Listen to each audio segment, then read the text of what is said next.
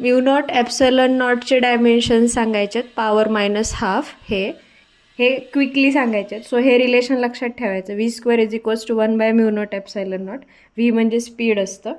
So mu nought epsilon nought is equals to 1/v². V म्हणजे स्पीडचे dimension L2 t-2. हे जर वर गेले तर हे होतील L-2 आणि टीचा पॉवर +2.